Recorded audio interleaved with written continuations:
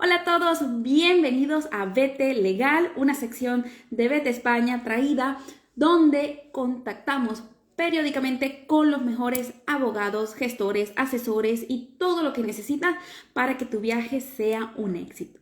Y en el directo de hoy nos va a acompañar el bufete de abogado de Villa Abogados de la mano de Elizabeth Villa, abogada experta en todo lo que es trámites legales, especialmente en el área penal y sobre todo en el tema de extranjería, por lo que mejor que ella para que nos comente el tema de hoy, que vamos a tratar de el asilo, qué necesitas, qué se requiere, todo de la mano de un experto en la materia dedicada precisamente pues al asilo. Así que cualquier duda, pregunta que tengan, por favor nos los dejan en los comentarios y con gusto les será gestionado. Así que vamos a ir contactando con Elizabeth, ¿de acuerdo?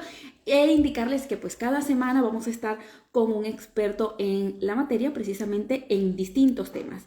Ya estuvimos con trámites legales CV, que nos indicó todo lo que se necesita para el ingreso a España, y ahora pues vamos a tener a Elizabeth. De acuerdo que vamos a tocar el tema del asilo, así que vamos a irla invitando. Segundito por acá. Vamos a estar aquí.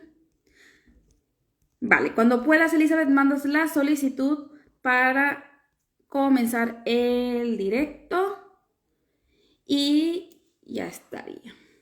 Ok, vamos a hacer aquí. Y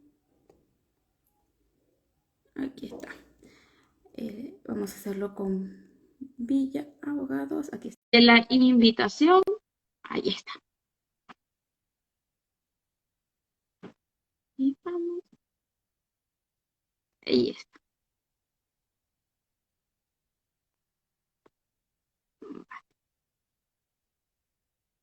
Perfecto. Vamos a esperar.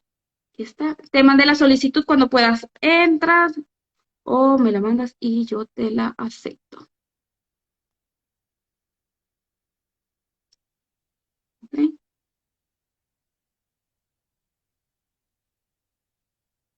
Aquí.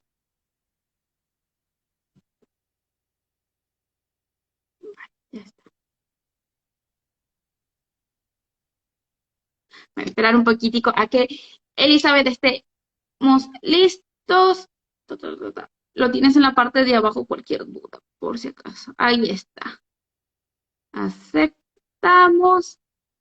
Transmitimos en directo con el bufete de abogados Villa. El bufete de abogados de Villa Abogados. Entonces ahí estamos. Ahí está. Buenas tardes, Elizabeth, ¿cómo estás? Buenas tardes, Yulibel. Muy bien, ¿y tú? Muchas gracias por invitarme esta noche a este directo. Es un placer estar otra vez contigo. No, gracias a ti, mejor que nadie para el tema del asilo que queríamos tratar el día de hoy. Gracias por venir. ¿Qué tal todo? Fenomenal. Aquí con ganas de contarlo todo, todas las novedades que hay sobre el asilo.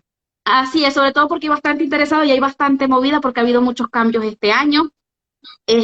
Cuéntame un poco entonces, para no entrar directo a la materia, como me gusta ir directo al grano, ¿cómo está ese proceso de asilo? ¿Qué requisitos están pidiendo? ¿Qué novedades hay? Cuéntanos. Bueno, a ver, el tema del asilo es bastante amplio. Para empezar, es importante que las personas que nos ven desde el extranjero sepan que si tienen pensado venir a España, valoren la posibilidad de solicitar el asilo en fronteras, ¿vale? Porque el asilo se puede pedir tanto en fronteras, nada más bajarte del avión en el aeropuerto, o se puede pedir en territorio. ¿Qué pasa? Que el asilo en territorio es bastante, bueno, no es que sea difícil solicitarlo, es que solicitar la cita para llevar a cabo esa solicitud inicial de asilo es misión imposible, vamos, está tardando un mes, dos o hasta tres en conseguir esa cita. Entonces, todos esos clientes que tengan pensado venir desde el extranjero a solicitar asilo en España, si lo pueden hacer en fronteras porque saben que cumple todos los requisitos, que luego se los voy a detallar, pues que aprovechen y lo pidan en fronteras. Lo que quería con esto era informar a las personas de que pueden pedir asilo tanto en territorio, dentro de España, si ya se encuentran aquí, o directamente en el aeropuerto cuando están llegando de su país, cuando vienen a España, que pueden hacer esa solicitud en fronteras. Que ¿vale? sería frontera, dices en la taquilla de migración, donde te piden los documentos. Exactamente. Incluso según de donde sea el vuelo, muchísimas veces nada más estás pasando ese túnel que te lleva del avión a entrar en el aeropuerto en Ajá. sí. A veces hay policías allí que están solicitando el pasaporte. A ese mismo funcionario, a ese mismo policía que te pide el pasaporte, se lo puedes decir, mire, vengo a España para pedir asilo. Entonces ese funcionario te va a acompañar o le acompañará a la persona hasta la sala donde se suelen llevar a cabo las solicitudes de asilo en frontera. ¿Y qué requisitos nos pedirán entonces si deseo solicitar el asilo? ¿Es distinto el asilo en frontera que el asilo cuando lo pedimos en tierra aquí ya en España? A ver, lo primero que es importante que las personas sepan y conozcan es Ujú. realmente qué es el trámite de asilo, porque muchas veces la gente quiere pedir asilo, pero ni siquiera saben lo que es o no saben a quién va dirigido la solicitud de asilo. La solicitud de asilo, ¿vale? Es un procedimiento que existe para todas esas personas que son perseguidas en su país, ¿vale? Y que temen por su vida. Entonces, esa persecución tiene que estar basada en unos motivos que pueden ser raza, religión, opiniones políticas, pertenencia a determinado grupo social, nacionalidad. Entonces, en función de los motivos por los que lo vayan a pedir, pues ya tienen que saber si cumplen o no los requisitos. No podemos pedir asilo porque en nuestro país exista mucha delincuencia común y me han robado un bolso, me han robado dinero o porque he sufrido una estafa. En principio, estos casos no entran por el asilo, no son protegidos por las solicitudes de asilo. Entonces es importante que la gente conozca los motivos por los que deberían pedir asilo. Y bueno, luego también hay otras personas que evidentemente no tienen el caso, digamos, tan cerrado Mm. dentro de lo que acabo de nombrar, pero que sin embargo pues lo pueden hacer su solicitud. Esa solicitud se recomienda que la hagan en territorio, ¿vale? En territorio, porque en frontera el procedimiento de solicitud de asilo es bastante rápido y suelen haber muchísimas denegaciones. Entonces, ¿qué puede pasar? Que si yo voy a pedir un asilo y no traigo las pruebas suficientes para acreditar que he sido perseguido en mi país o que estoy sufriendo una persecución en mi país, es posible que me lo denieguen en fronteras y que al final acabe retornando a mi país sin haber entrado a España. Entonces, Claro. que sepan diferenciar. Ahora, como tú me hablaste de los requisitos, esos son como, digamos, los motivos, ¿no? Para poder fundar Ujú. una solicitud de asilo. Como me hablaste de los requisitos, no existen unos requisitos concretos porque no es un trámite como decir una reagrupación, un arraigo, no. Básicamente, según cada caso en particular, las personas pueden tener una prueba o no. Por ejemplo, si estoy siendo perseguida por mi opinión política en mi país y he sido víctima de agresiones físicas, a lo mejor yo tengo unos partes que acreditan esas Ujú. lesiones que yo he sufrido. Puedo aportar esas partes de lesiones. Si yo he puesto alguna denuncia por todas las situaciones de peligro que he sufrido en mi país, pues también puedo acreditar esa situación con la denuncia de los hechos que me ocurrieron allí. Y luego es muy importante el relato, ¿vale? El relato del solicitante. Incluso se puede hacer una solicitud de asilo únicamente con el relato, sin ningún medio probatorio, sin ninguna prueba. Evidentemente, claro, mientras más pruebas aporte, va a ser mucho mejor para mi procedimiento. Pero una Pero, pregunta, Elizabeth.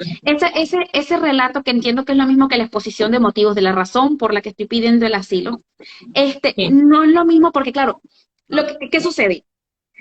Como pasa, lo sabemos que ocurre mucho que no todos los solicitantes de asilo realmente es motivo, no es que estén perseguidos políticamente, sino que muchas veces lo usan como un medio para estar un tiempo en España de forma, bueno, como para ganar tiempo, como quien dice, lo sabemos, ellos lo saben, tú lo sabes, lo sabemos. Entonces, ¿cómo No en ese vamos a caso? decir que apoyamos esas solicitudes en este directo, No, pero sí hay muchas personas que solicitan el asilo sin cumplir los requisitos, evidentemente. exactamente, no, y que también a nivel de coloquial, a nivel de la gente común, se ha usado esa herramienta no de la forma para la que fue creada. Entonces, pero se Exactamente. está usando. Entonces, esas personas que tienen una exposición de ¿qué ponen allí? Porque si realmente no estás perseguido políticamente, tu vida no peligra, entonces, ¿qué se hace allí? Contacte con un abogado para que le asesore. Agradecemos, por favor, que reserven hora para la cita y les explicaremos todos los detalles para formular tu solicitud. No, a ver, vamos a ver. Es importante que a la hora en la que nosotros hagamos la entrevista, contemos al funcionario, ¿vale? Aquel problema que hemos sufrido.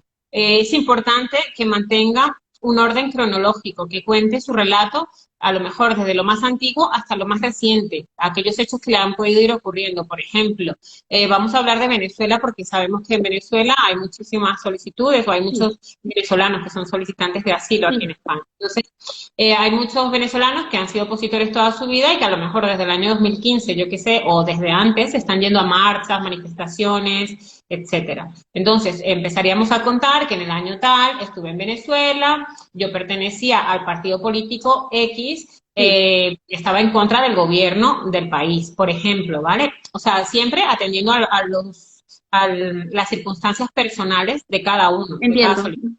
Entonces, yo pertenecía en el 2015 a X partido político. Tal día me ocurrió tal cosa, por ejemplo, si fue secuestrado, si fue golpeado, si fue detenido injustamente, tiene que contar exactamente lo que le ha ocurrido, pero realmente lo que importa es contar aquellos hechos violentos que han sufrido, aquellos hechos que a lo mejor han hecho que esta persona tenga miedo y tenga temor a morir en su país.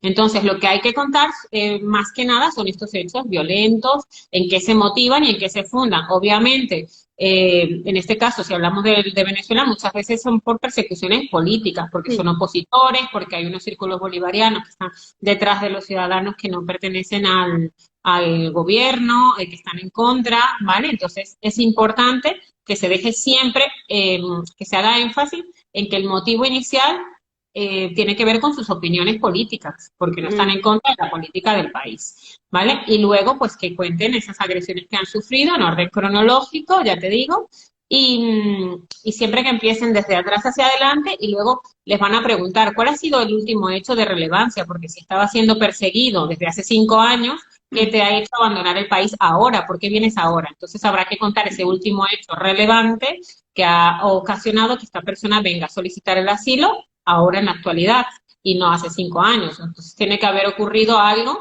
que determine esta necesidad de huir del país de manera, pues, urgente, por decirlo así, ¿vale?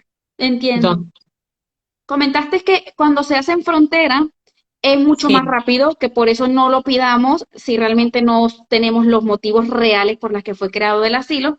Si es por los otros motivos, pues mejor hacerlo en tierra. Pero entonces, si es en tierra, ¿cuánto más o menos está demorando? Porque por lo que se oye es un proceso largo, más o menos. A ¿Cuánto? ver, bueno, te explico. El proceso en sí no es largo. La mayor dificultad con el tema del asilo es conseguir la cita para la solicitud inicial. Puedes tardar meses en conseguir esta cita.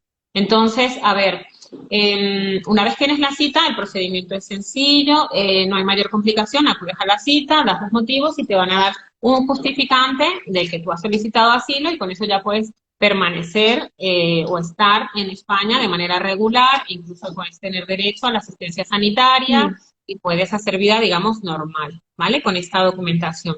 A partir de ahí, al 6.º mes, tendrían que llevar a cabo lo que es la renovación, o sea, solicitar la renovación y le van a entregar una tarjeta roja que ya le autoriza tanto a permanecer en territorio español como a trabajar, ¿vale? Es como si fuese una residencia, pero no lo es. ¿Por qué aclaro que no lo es? Porque la residencia computa a efectos de nacionalidad y si eres un solicitante de asilo, esto no te va a computar a efectos de nacionalidad, salvo que tengas una autorización de residencia ya concedida, ¿vale?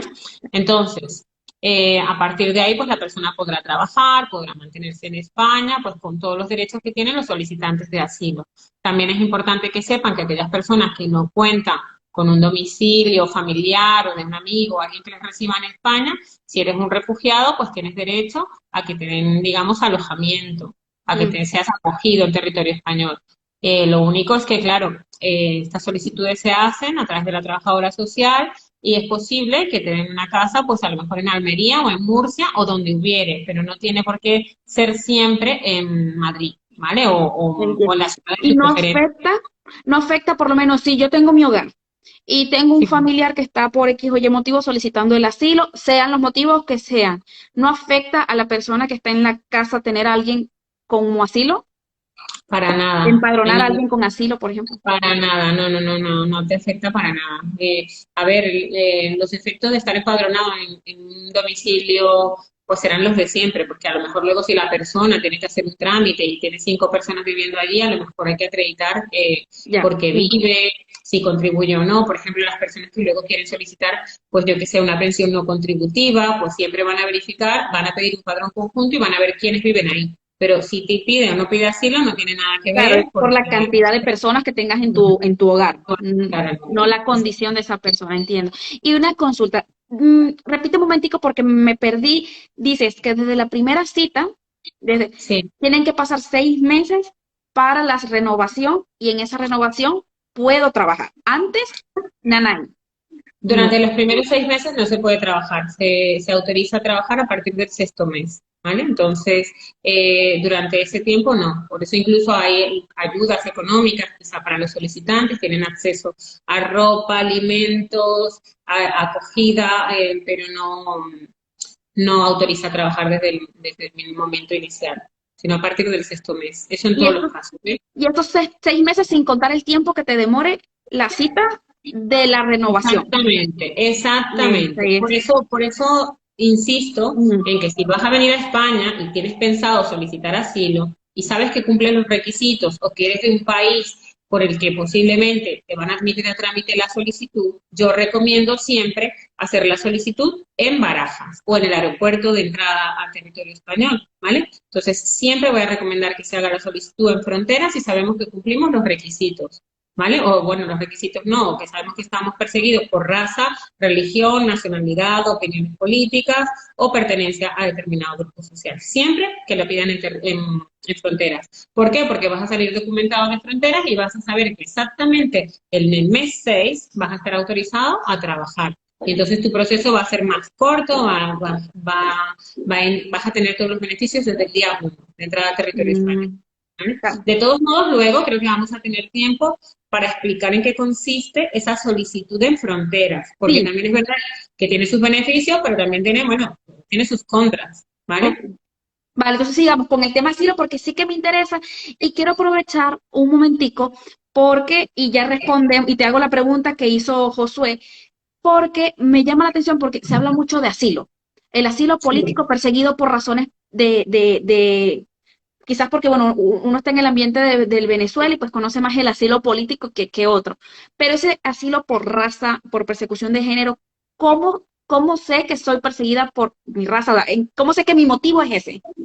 A ver, yo tuve uno, en un caso concreto, un chico que venía de Colombia, de Cuenca Valle, si no me equivoco, eh, y este chico era como afroamericano, ¿vale? Y este señor vivía en una zona conflictiva que se llamaba Río Guapi, no tengo ahora mismo los detalles porque hace bastantes años de esto, y ya te digo, es de Colombia, que difícilmente te admiten a trámites o solicitudes de colombianos o de peruanos o de países de estos que en principio todo funciona correctamente, Ujú. difícilmente te van a admitir en fronteras, salvo que sea un caso muy concreto.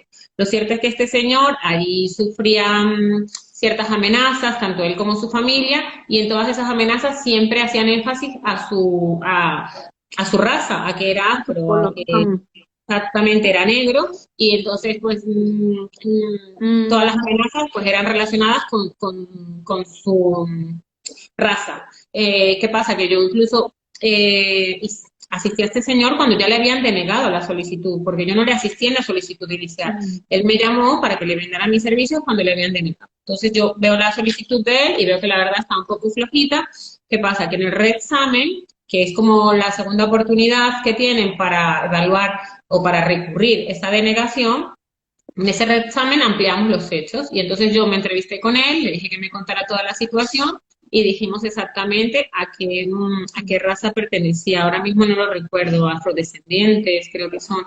Y lo cierto es que lo pudimos acreditar. Además, yo siempre suelo documentar las solicitudes de asilo y esto es importantísimo para aquellas personas que lo están viendo, lo suelo documentar con informes de páginas oficiales, ¿vale? Por ejemplo, yo suelo utilizar mucho una que se llama RedWord, luego si eso lo puedo pasar por escrito por si es de interés, y busqué informes que hablaban de la política, perdón, de los temas raciales en Colombia y que efectivamente había muchas personas que habían perdido la vida por haber sido afro, de la persecución que sufrían esas personas por pertenecer a por tener esta raza, y entonces yo documenté su situación. Acredité además efectivamente que era su raza, con documentos, incluso las fotos de su documento, el lugar de nacimiento, acredité también el lugar donde el señor residía porque tenía documentación relativa a su trabajo que decía que vivía en esta zona de Río Mapi.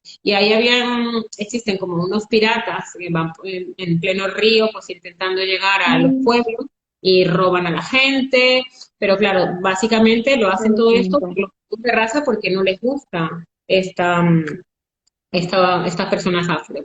Y pues documenté toda la situación y por suerte al señor le admitieron a trámite su solicitud y entró al territorio español y continuó con su proceso aquí en España, ¿vale? Porque la denegación es directa. Ahora, cuando hacen la solicitud en frontera, le deniegan directamente, pero no es que le resuelven favorablemente, sí, usted tiene la condición de refugiado. No, le admiten a trámite la solicitud, le dejan entrar y luego él continuará su procedimiento en territorio.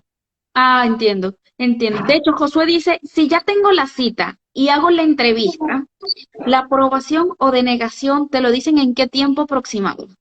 A ver, esta pregunta es muy importante. ¿Por qué? Porque si tú tienes la cita y acudes a la entrevista, es importante que hagas un buen relato.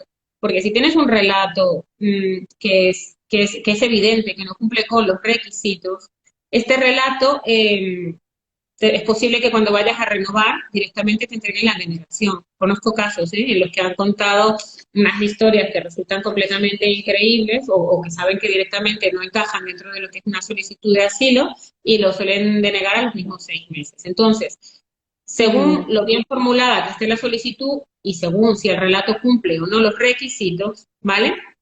Van a, van a, van a tardar más o menos tiempo en dar una respuesta. Aquellos casos que están bien fundamentados, que sí que parece que cumplen con los requisitos de la solicitud, pues posiblemente van a tardar años en resolver, ¿vale? Entonces, ¿qué pasa? Que esas personas, si ven que ya su procedimiento lleva 2 años y no ha sido resuelto, podrán optar a un arraigo laboral si han cotizado 6 meses, ¿vale?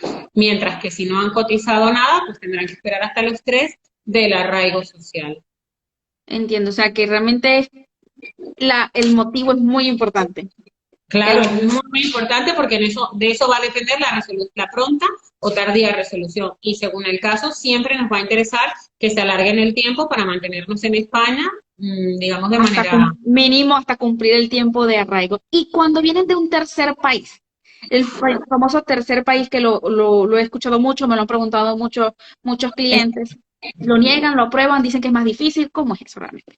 Mira, a ver, las solicitudes las están admitiendo a trámite todavía, ¿vale? Las admiten a trámite, por lo tanto, ellos podrán reconocer que vienen de ese tercer país, porque no se trata de reconocer, tienen un sello en el pasaporte que dirá la entrada, la salida, y si vienen directamente del país, pues saldrá. Distinto sería, pues yo qué sé, si vienen con un pasaporte nuevo, en el que solamente han pasado por Venezuela o por el país que corresponda, vienen con un pasaporte nuevo y entran a España, pues posiblemente ahí podría haber un despiste entre si vienen o no de un tercer país. Pero si tenemos todos los sellos, no nos sirve de nada negar que venimos de un tercer país y sí que le podrían, vamos, que pueden basar una denegación en el tercer país. De hecho, ya hay muchas denegaciones basadas en provenir de un tercer país. ¿Qué estamos recomendando?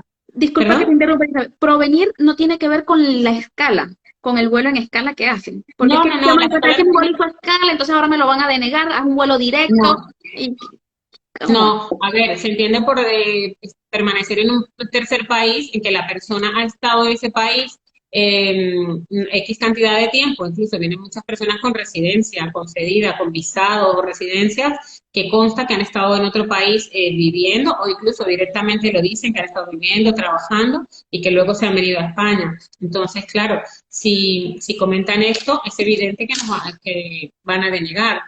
¿Vale? Entonces, de otra manera, no, o sea, no va a ser denegado. Entonces, ahorita están, entonces, para entender la idea, entonces, desde un tercer país, que no es que hagan escala, es que residieron un buen tiempo en un país que no es el de origen, o donde dices que está siendo perseguido, porque puedo ser perseguida del país donde yo estoy. Imagínate que yo sea venezolana, yo soy venezolana, Pero, sí, estoy una en seis. escala se nota. A ver, cuando es una escala, se nota. Mm, Se nota porque a lo mejor puedes hacer escala incluso 2 o 3 días, pero no puedes estar 6 meses, ni 3, ni 10, ¿vale? Porque evidentemente se nota que es un tercer país. De todos modos, a estas personas yo no les cerraría la puerta, yo les diría que igualmente pidan hagan su solicitud y que luego si se las deniegan, pues que recurran o lo que sea. Pero en ningún caso les vamos a decir que no presenten la solicitud siempre que la presenten, ¿vale? Siempre, siempre que la presenten. Entonces, que hagan su solicitud y si luego es denegada, pues que recurran, pero que no se cierren la puerta ellos mismos. claro, que ya tienen el no si no la meten, entonces al menos métela y ahí la vas bien. A eso viene la pregunta del millón, al menos en materia de viaje. Soy solicitante de asilo. ¿Puedo viajar? ¿A dónde? Sí, no, porque si soy solicitante de asilo, se supone que me está protegiendo España. ¿A dónde puedo viajar o cómo es ese proceso? Dentro del territorio español, solamente, ¿vale? Los viajes solamente dentro del territorio español. Si eres solicitante de asilo y estás huyendo de una situación o una problemática que tenías en tu país de origen, evidentemente no puedes pisar tu país de origen porque se supone que tu vida corre peligro, no vas a volver al país del que saliste huyendo por temer por tu vida y no vas a entrar allí a pedir asilo. Evidentemente sería bastante contradictorio. Tengo casos en los que las personas pueden viajar al extranjero acreditando una necesidad urgente, por ejemplo, un familiar enfermo, un familiar cercano, pues yo entiendo evidentemente que a otro país, no puede ser el mismo país de origen, porque no tendría mucho sentido. Pero sí que se puede solicitar una autorización de viaje, se hace un escrito, se presenta en el número de expediente que te corresponde y solicitas que te autoricen un viaje a otro país porque tengas una necesidad de urgencia, ¿vale? O porque acredites los motivos del viaje. Y Mm. entonces ellos te pueden expedir una especie de permiso para que tú puedas salir y entrar del país sin ningún tipo de problema. Pero que las personas solicitantes de asilo sepan que no deberían salir del territorio español porque están habilitados a permanecer en España mientras llevan a cabo su procedimiento de solicitud de asilo. Y la pregunta, Elizabeth, me negaron el asilo. ¿Qué hago? Muy importante, importantísimo. Este tema es un poco ambiguo. Sin embargo, siempre es recomendable, en todos los casos, recurrir. ¿Por qué? Porque la resolución en la que te deniegan el asilo dicen que te invitan a abandonar el país en 15 días. ¿Vale? Entonces, en el momento en el que tú no recurres, si no recurres a esa resolución va a ser firme. Y si esa resolución es firme, quiere decir que se puede ejecutar. ¿Qué pasa? Entonces, no quiere decir que te van a ir a buscar a tu casa porque no te has ido y no has recurrido. No, pero si por mala suerte te pillan un operativo de documentación y te pillan en España, vas a estar en situación irregular porque ya no eres solicitante de asilo, no has recurrido a esa solicitud y estás en una situación irregular. Entonces, te pueden incoar un expediente sancionador por expulsión. Ah, caramba. Y nadie quiere, evidentemente, que le inicien un procedimiento de expulsión, porque entonces ya con un procedimiento de expulsión se nos complica bastante más la vida, es todo más complejo, ¿vale? Entonces, ¿qué recomendamos? Siempre hacer el recurso de reposición. El recurso de reposición, ¿por qué? Porque es un recurso sencillo, incluso lo podría hacer el mismo solicitante, no hace falta abogado, no hace falta procurador, incluso si no quieren, no tienen que incurrir en gastos, hacen su recurso ellos mismos y lo pueden presentar. Evidentemente, no es lo mismo un recurso redactado por una persona que no tiene conocimientos jurídicos ni de leyes, a que lo haga un letrado, un abogado o un profesional que se dedique a esta materia. Entonces, formular siempre ese recurso de reposición y además siempre voy a recomendar que se pida en ese recurso una medida cautelar, ¿vale? Una medida cautelar que no van a contestar, ¿vale? Nunca o en ningún caso en vía administrativa, pero bueno, nosotros tenemos un resguardo de que lo hemos pedido y nos va a servir mucho. Ahora te voy a contar. Nosotros presentamos nuestro recurso con una medida cautelar que consiste en solicitar la suspensión de la ejecución de esa resolución, ¿vale? Que eso qué quiere decir que no se ejecute o que no se lleve a cabo la pérdida de los derechos que tienes como solicitante de asilo hasta que no sea resuelto tu recurso. ¿Por qué? Porque al ser solicitante de asilo tienes derecho a trabajar, ¿vale? Tienes derecho a permanecer en España. Y de otra manera, si tú no metes esta medida cautelar, pues a lo mejor la persona con la que trabajas te pide que le entregues una renovación, una tarjeta renovada, y no tienes una tarjeta renovada para entregar. O sea, si no tenemos esa tarjeta renovada, lo que podemos entregarle a nuestro empleador es el recurso en el que consta que he pedido una medida cautelar por la que pido que se suspendan los efectos de la resolución y que se me mantenga el derecho a seguir trabajando en España, y entonces esta persona, el empleador, puede mantener a ese trabajador dado de alta sin que incurra en algún tipo de sanción o si le intentan incoar algún expediente a este empleador por mantener a una persona que le han denegado el asilo, lo podría recurrir y podría decir esa denegación no es firme, y al no ser firme, a este señor es posible que el día de mañana le den la razón, y si le dan la razón, pues no va a tener efectos retroactivos. Entonces, ¿qué sentido tiene que se quede Claro, sin derecho a trabajar? ¿Vale? entiendo. Entonces, importantísimo, recurso de reposición. ¿Qué pasa? Hay veces que las personas no se dan cuenta que el plazo para interponer el recurso de reposición es de un mes y se les pasa. No pasa nada porque tendríamos una segunda opción, que es un recurso contencioso administrativo. Ese sí se tiene que presentar en el juzgado. Es obligatoria la asistencia letrada y de procurador. ¿Vale? Claro, Entonces, hago un resumen. Si me niegan el asilo, puedo meter un recurso, de preferencia con un recurso cautelar, ¿fue lo que me dijiste, perdona? un recurso de reposición con De- medida cautelar. o medida Sí. cautelar que lo puedo hacer yo mismo sin necesidad. La reposición la pueden hacer ellos mismos, sin Pero problema. si pasa el mes, hay que hacer es un recurso contencioso, y eso sí, sí o sí es con una persona letrada experta. Con un abogado y un procurador. Ahora, que puede ser un abogado del turno de oficio. Para aquellas personas que no tienen medios económicos y que desconocen, si les llega una resolución y no pueden afrontar un abogado, podrían ir al Colegio de Abogados de Madrid y solicitar asistencia jurídica gratuita, ¿vale? Y pedir que les suspendan el plazo para recurrir, ¿vale? Entonces, por ahí más o menos podrían intentar obtener asistencia jurídica gratuita para llevar a cabo el recurso contencioso administrativo, ¿ok? No la reposición. Para el contencioso administrativo, porque es el que requiere letrados.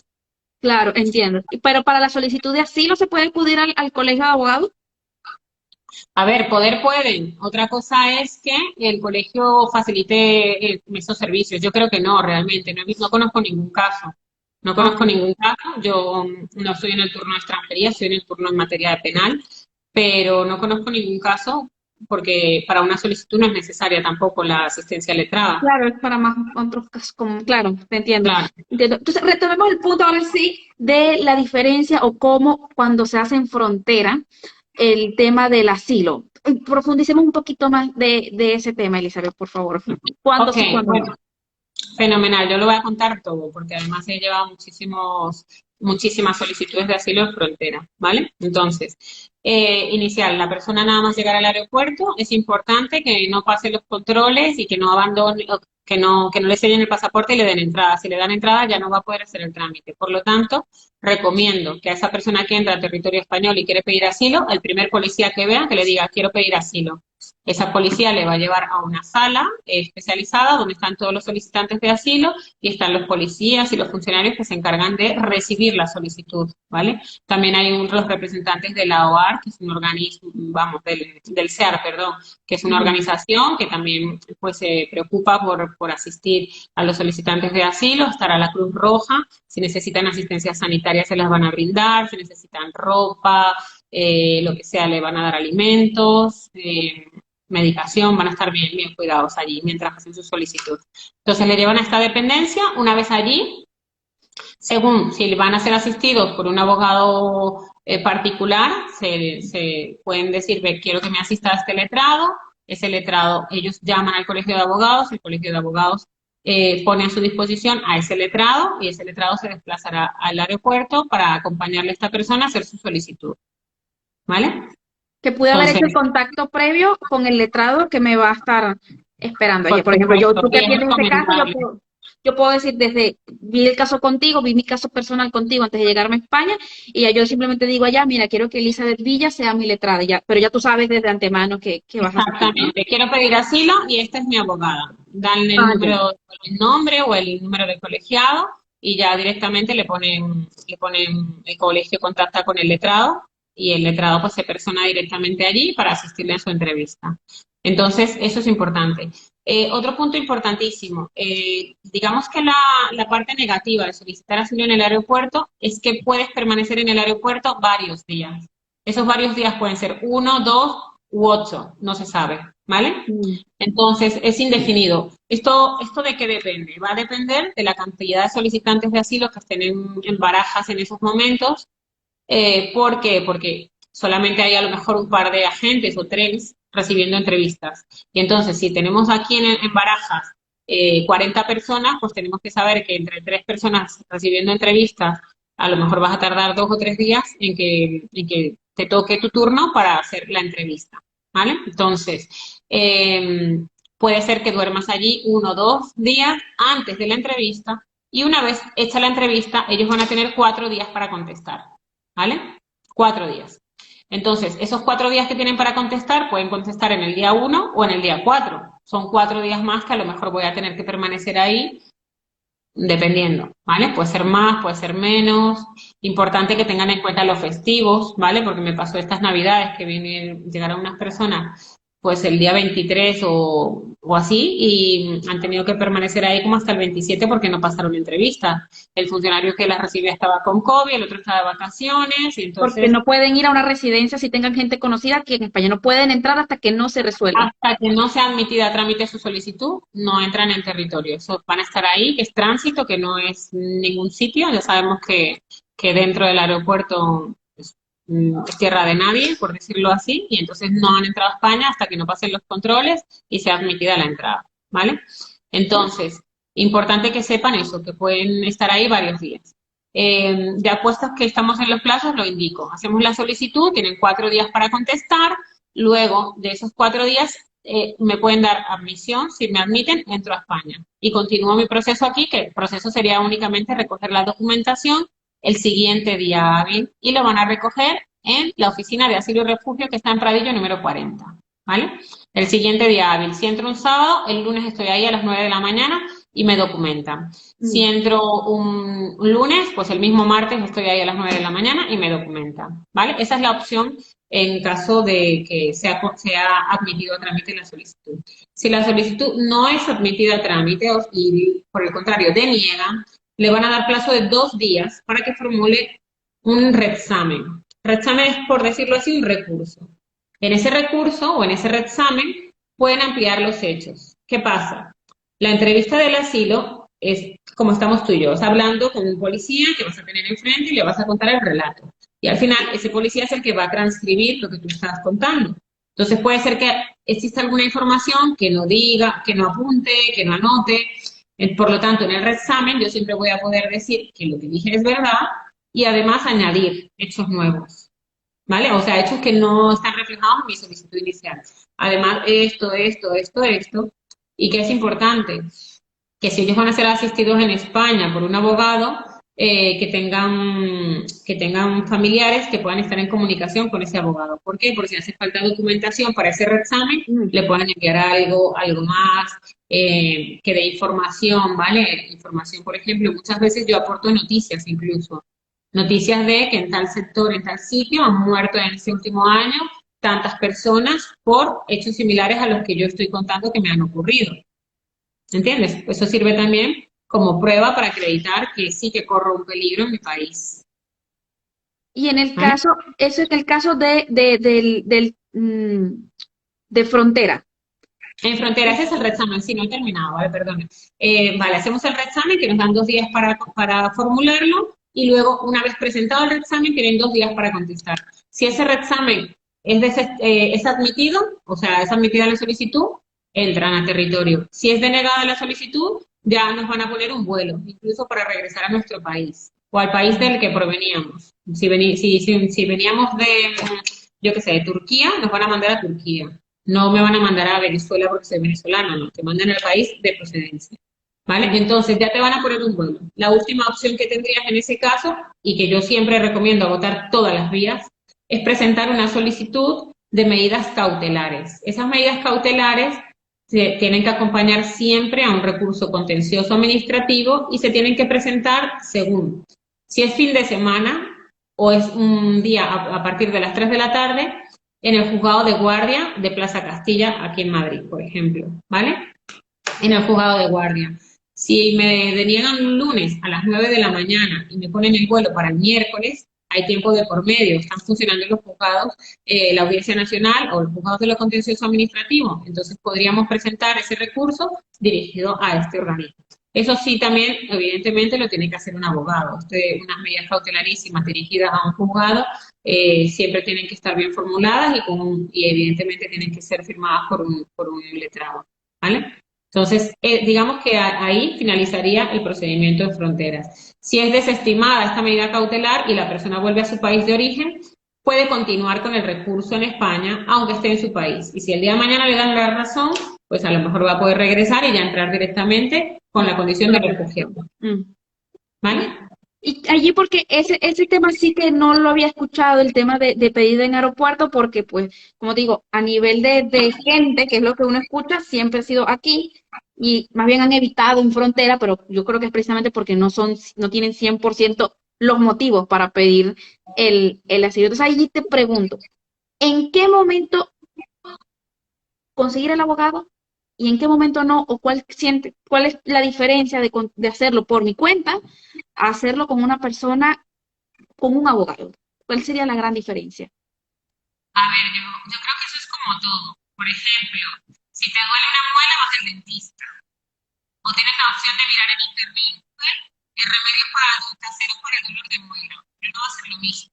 No va a ser nunca lo mismo que te asista un profesional a que te asista, a que hagas las cosas como puedas. Entonces, con esto evidentemente no queremos vender los servicios profesionales, pero para algo estamos, somos especializados en la materia y nunca va a ser igual si formulas una solicitud asistida por un profesional o no asistida.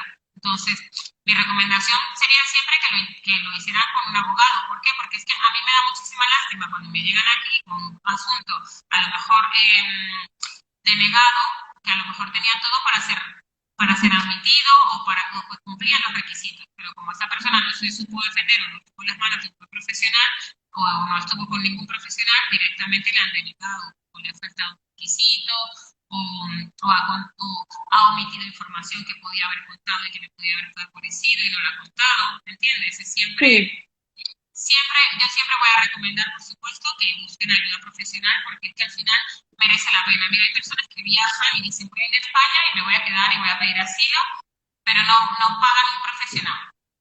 Pero ¿qué pasa? Esas personas pobres llegan a España y luego se van para atrás otra vez con su maleta. ¿Por qué? Porque no han podido entrar. Porque no han tenido a lo mejor una asesoría para saber cuáles eran los requisitos de entrada, los que tenían que cumplir o no. A mí siempre me duele mucho ver a la gente en rechazos, ver a la gente que les deniegan el asilo en fronteras, me llaman muchísimo por rechazos, ¿no sabes? De todos los vuelos que llegan a España, siempre van a parar un mínimo de 4 pasajeros. Entonces nunca sabemos si de entre esos 4 pasajeros puede estar yo.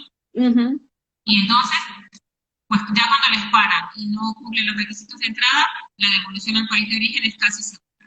Yo he ganado medidas cautelares en Barajas, tengo varias además, pero son pocas. Digamos que podría hablar de un 4%. Entiendo.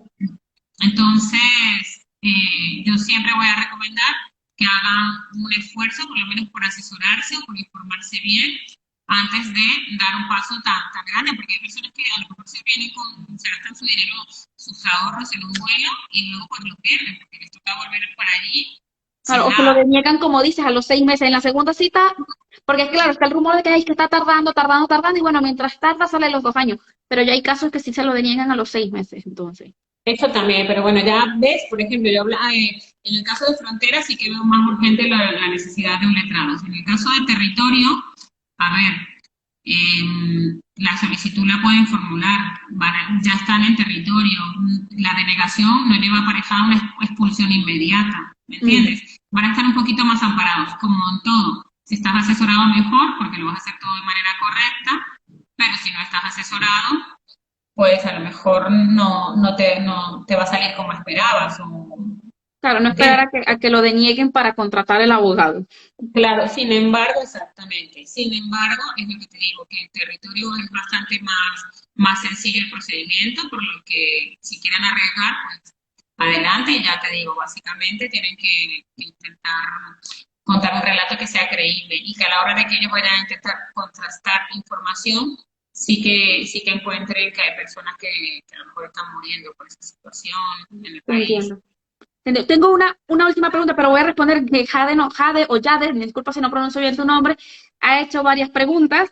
¿Se puede solicitar asilo en el mismo aeropuerto? Ya contestaste que sí, que era lo de fronteras, y dice, el asilo lo puede presentar una persona por medio de un abogado o es personal, puede ser de las dos formas, ¿correcto, Elisa? A ver, no, creo que la pregunta es que si por medio de un abogado va personal, siempre va a ser personal. O sea, la Ah, persona, el solicitante tiene que estar aquí. Otra cosa es que ese solicitante sea asistido por un abogado perfecto. o vaya por libre. Entonces, siempre tiene que estar en persona el solicitante y puede estar asistido de un abogado o no estar asistido. Gracias por esa aclaratoria. Y si deniegan el asilo, ¿qué otra acción tiene la persona? Me hablaste de las opciones que tiene en frontera. Y en el caso de que me lo denieguen estando en tierra, sería el recurso. ¿Me puedes hacer un resumen rápido? Sí, por supuesto. Mira, si te lo deniegan en territorio, tienes que hacer inmediatamente, yo recomiendo un recurso de reposición, ¿vale? Un recurso de reposición en el que además vamos a pedir una medida cautelar que se me mantengan los derechos que yo tenía como solicitante de asilo, ¿vale? Ya hemos dicho que estas medidas cautelares, pues por lo general no las están concediendo o a veces incluso ni te contestan el recurso o tardan un montón en contestar el recurso, pero siempre es conveniente que se solicite. En- y ¿Vale? Entonces, y luego tienes la opción del contencioso administrativo. El recurso del que hablamos antes es reposición y su nombre es recurso potestativo de reposición. Puedes presentarlo o no. Puedes hacer directamente el contencioso administrativo. Entonces, según el caso de la persona, si vemos que cumple más o menos los requisitos y que entendemos que lo puede ganar y que le interesa tener una resolución rápida, vamos a ir al contencioso administrativo directo. ¿Por qué? Porque queremos una resolución rápida y nos vamos a saltar la reposición, que son a lo mejor 7 meses ahí sin perdidos, por decirlo así. Ahora, si sabemos que es un cliente que ha formulado una solicitud basada en unos hechos que no se acopla a lo que es una condición de refugiado en España, a ese cliente a lo mejor sí que conviene asesorarle para que haga un recurso de reposición y gane tiempo, porque si te lo deniegan a los 6 meses y presentas el recurso de reposición, van a tardar unos 7 meses en contestar. Entonces ya ahí tenemos un año y un mes.